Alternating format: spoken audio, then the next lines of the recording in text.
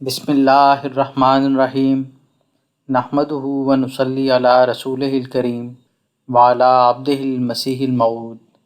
ملفوظات حضرت مسیح موعود علیہ الصلاۃ والسلام۔ جنوری 1898۔ فرمایا، لوگ میرے ہاتھ پر ہاتھ رکھ کر یہ تو کہہ جاتے ہیں کہ دین کو دنیا پر ترجیح دوں گا، لیکن یہاں سے جا کر اس بات کو بھول جاتے ہیں۔ وہ کیا فائدہ اٹھا سکتے ہیں اگر وہ یہاں نہ آویں گے؟ دنیا نے ان کو پکڑ رکھا ہے۔ اگر دین کو دنیا پر ترجیح ہوتی تو وہ دنیا سے فرصت پا کر یہاں آتے۔ 1 فروری 1898۔ فرمایا، آج تیسرا روز ہے۔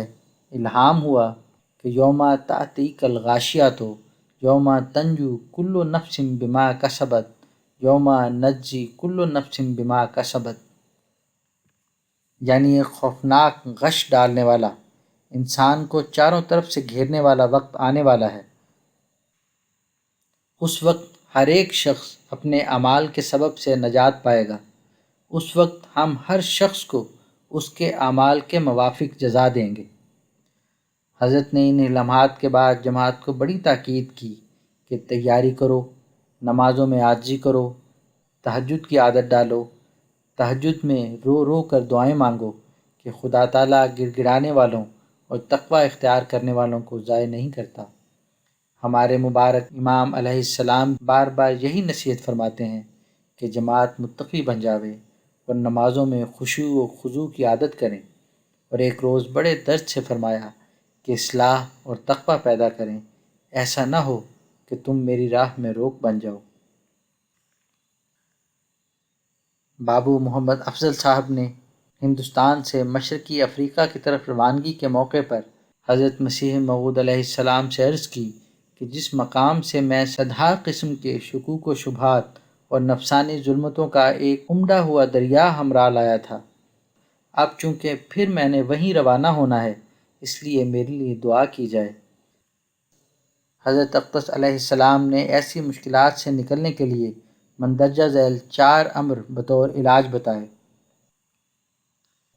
نمبر 1، قرآن کی تلاوت کرتے رہنا۔ نمبر 2، موت کو یاد رکھنا۔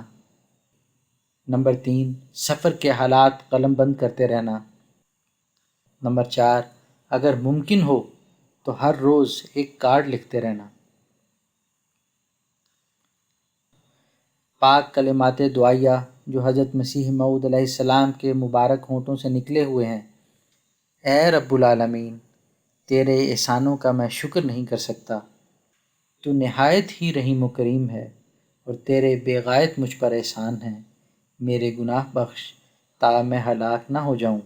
میرے دل میں اپنی خالص محبت ڈال تا مجھے زندگی حاصل ہو، اور میری پردہ پوشی فرما اور مجھ سے ایسے عمل کرا جن سے تو راضی ہو جائے۔